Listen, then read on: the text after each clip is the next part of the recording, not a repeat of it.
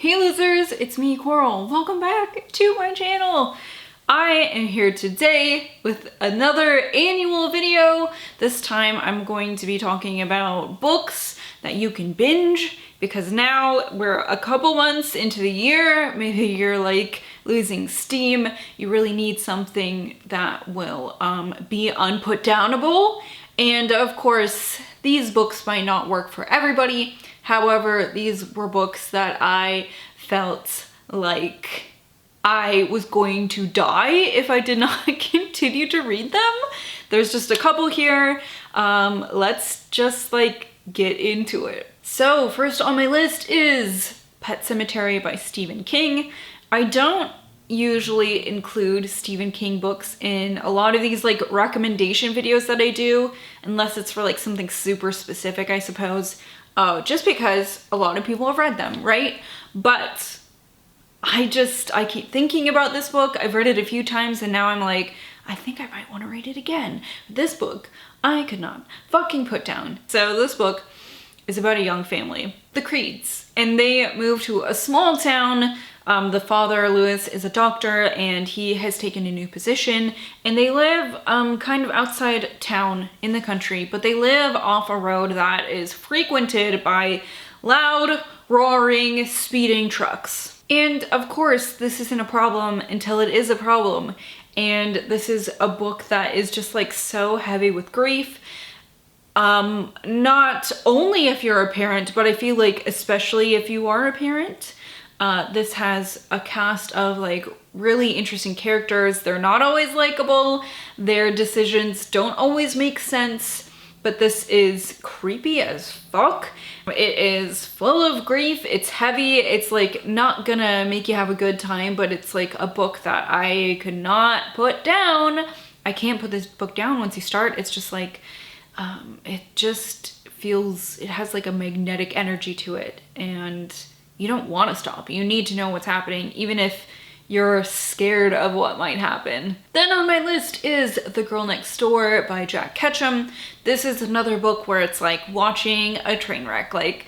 You're scared of what's to come, but you cannot look away. So this follows a young boy named David, and he's recounting this terrible event that happened in his childhood to a girl he kind of had a crush on named Meg.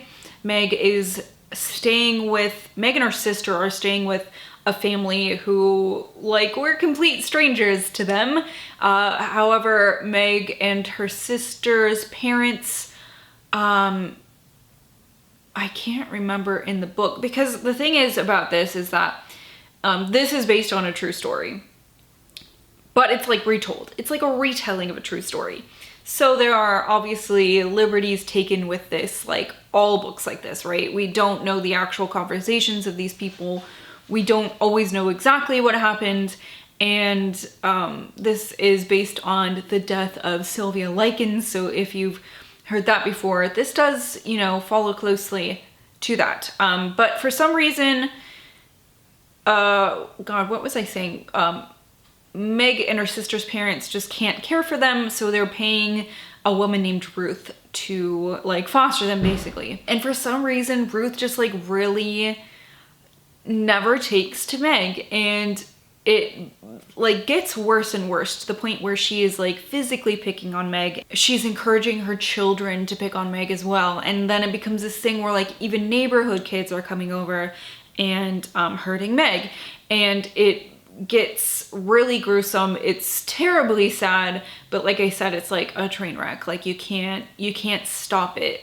You can't stop reading it no matter how much you want to, even though it's sad and soul destroying.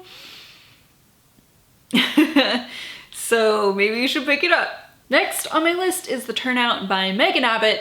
This is more of a thriller, and this is another one where it's once you stop, God, it just keeps going and it gets really weird, and you know that there's something going on, but you're not really sure what, so you really just want to get to the bottom of it. This is about two sisters, Dara and Marie. They're both adults and they run the ballet school that their mother ran when they were children. They both were ballerinas, and I guess they still kind of are, but now they're more teachers.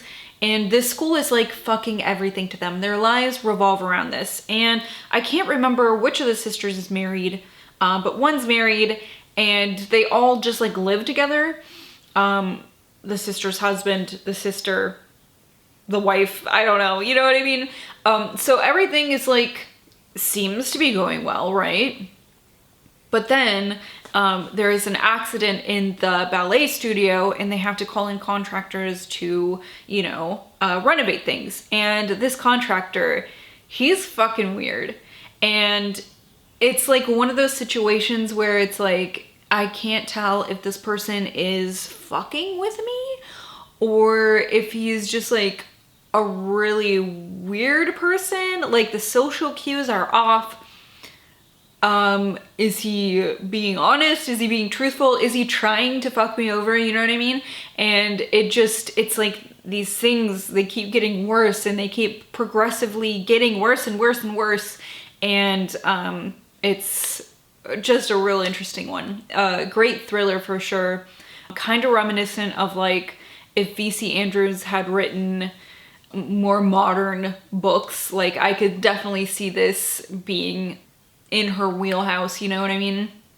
Like probably if you read V.C. Andrews, you would like this. And like, fucking love V.C. Andrews, so like, I guess it's no surprise. But the turnout was like twisty and weird and yeah, you need to get to the bottom of things. My next pick is actually a graphic novel series. This is Saga by Brian K. Vaughn and Fiona Staples. They recently put out, I think, volume 10, which I haven't got my hands on yet, but this is just a series that is strange and beautiful and wonderful and like heartfelt and also like heartbreaking at the same time. The artwork is so fantastic. There is a cat who can detect if you're lying. There's just so many strange creatures. It's like a sci-fi fantasy novel set in outer space where we're following the two main characters basically who are AWOL, and they really shouldn't be together at all because they're part of like two warring planets and they shouldn't be, like, everyone hates that they're together. They're like, you know, America's Most Wanted because of this, and also, you know, they've defected from military on both sides. So there are a lot of people who want to make sure that this couple is snuffed out. And surprise, surprise, they've created a baby. So there's just so many weird things. There's giant lying cats. There are cats. I mean, they call them the lying cat, but like the cat doesn't lie. The cat detects lies. And there's like this royal family whose heads are like TVs and just the wackiest shit you can imagine. It's so cool. The colors are amazing. The illustrations are amazing. The story is so good. Like every volume ends and you're like, like the air has been sucked out of your lungs and you need the next one or you will probably fucking die.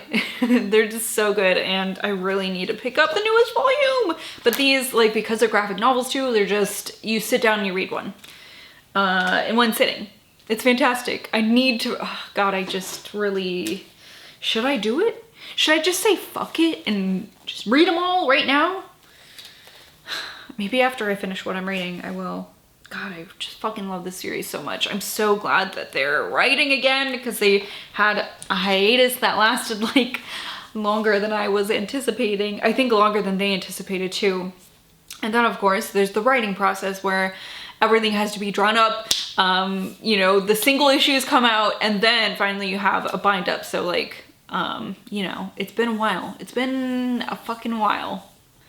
And I'm so fucking psyched that they're back pumping them out. I can't wait to get my hands on the next one. Next on my list is Black Tide by Casey Jones. This wasn't a book that I particularly loved, but it was a book that it was like, even though I'm not like super digging like all the choices that the author has made here, I still want to know, like I'm dying to fucking know what's going to happen. This is a like at the time of apocalypse type story. So in this we're following this woman named Beth and she is house sitting for strangers, but it's like on the beach, and she kind of introduces herself to the neighbor, who seems like just a weird lonely guy, right? And then like sleep together and wake up and like this apocalypse event has happened, and they try to like leave the house and they don't get very far.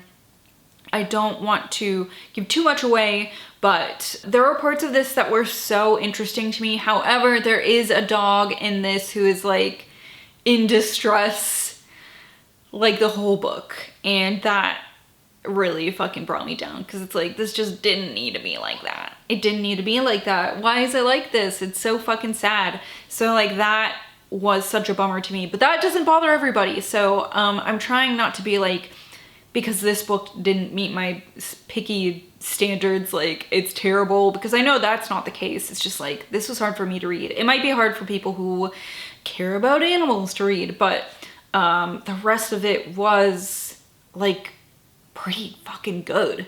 So I don't know, it's a toss-up. You have to decide for yourself whether you can stomach that.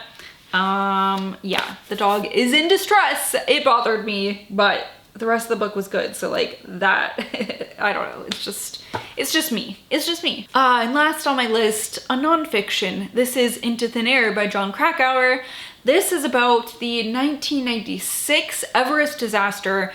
Jon Krakauer was there. He was sent on this expedition to write about it for the lifestyle magazine he was a writer for, and like things went so fucking wrong, like on multiple levels. Dozens of people died, I think. Well, I mean, like, people died for sure. I don't remember the exact number, but in my head, I'm thinking like a dozen, right? And it was just like a freak storm. It shouldn't have happened, and it did. And people were so desperate to get to the top that they risked, you know, going up there when they shouldn't have. And a lot of people died. And it's just such a compelling, like, harrowing story. I could not stop reading this fucking book. It was so fantastic and heartfelt, and yeah, I'd like to read some accounts from other people, because there is some criticism from other survivors of this account. And of course, everyone has a different story, and especially when you're maybe not putting blame, but maybe suggesting that there was negligence on some people's parts, like they're gonna be a little bit salty about it. So I'd like to, I mean, no one's gonna know the true story, but man, it is a wild tale. So those are a few books that I found like so fucking captivating. I cannot put them down. They were easy to just sit and like fucking plow through. They were maybe not emotionally the easiest books to get through, but you know, in your head, you're like, I just cannot get enough of this, in my head at least. So hopefully these are some suggestions that appeal to you. I'd love to know if you have any similar books. Let me know your suggestions. Here are some of mine. Maybe they'll do you good, maybe they won't. Sorry if they don't. I don't know. I don't know what you want. What do you want from me? Anyways, take a look at my like link tree with all my social media stuff. I have links to like my Libro FM referral and my Scribd referral. Things like that. My Goodreads, I don't know, my Panko shop. Check it out. Thank you so much for watching. I will see you later. Goodbye!